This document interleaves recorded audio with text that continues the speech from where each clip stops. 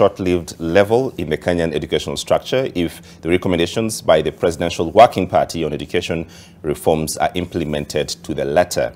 In the report submitted to President William Ruto after more than 300 days of research, the Presidential Working Party proposes the scrapping off of several levels, including junior secondary school and senior secondary school, and instead have a continuous 12-year stretch starting from PP1 to grade 9 and only classified as a comprehensive school system. NTV's Ibrahim Karanja reports that the categorization of secondary schools as national, county, extra county and such will also henceforth stop. After 305 days of an extensive deep dive into the country's education sector, analyzing the hits and misses of the sector, the Presidential Working Party on Education Reforms has made its recommendations that, if implemented to the letter, will see a raft of significant changes in what Kenyans have all along been accustomed to. Through a report titled Transforming Education, Training and Research for Sustainable Development in Kenya, on the country's most recent venture in the education sector, being the competency-based curriculum CBC, the Working Party recommends a significant overhaul.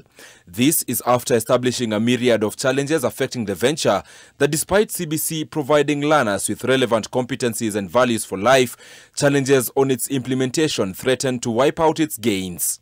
Thus, they have recommended for the adoption of a comprehensive school system that will enjoin learners from PP1 all through to grade 9 in one institution that will comprise pre-primary, primary school and junior school managed as one institution.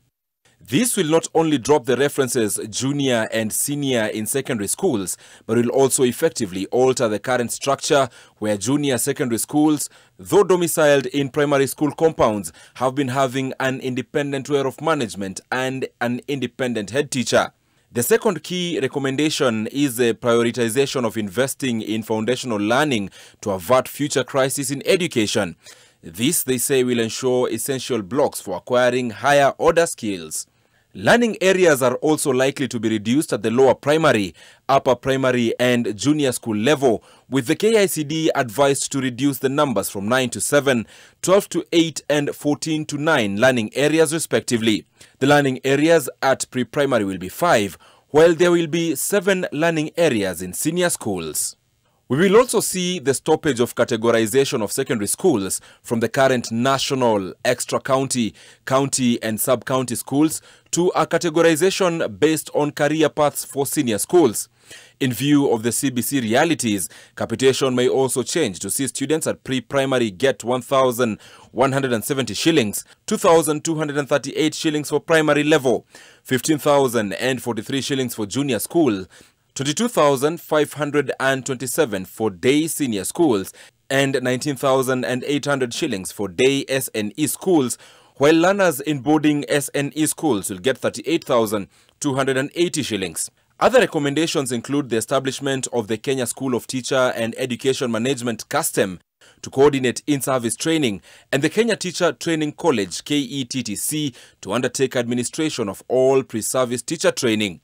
Teachers have also been touched by the recommendations. For every graduate of pre-service training to be CBC compliant, they will be required to undergo a 1-year mandatory retooling program and a 1-year mandatory internship program upon completion of pre-service training before being registered into the teaching profession.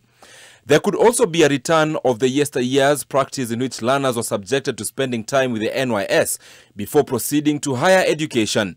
In the recommendations, the Presidential Working Party proposes a mandatory 3-month community service program for graduates of senior school before joining tertiary institutions and a further 9 months of mandatory community service after completion of tertiary education. The Higher Education Loans Board, the University's Funding Board and the TVET Fund could also be amalgamated into one. Ya kwamba mimi nitakuwa mstari wa mbele kuhakikisha ya kwamba mapendekezo yote yaliyopendekezwa tunayatimiza kwa manufaa ya watoto wetu. Ibrahim Karanja, NTV.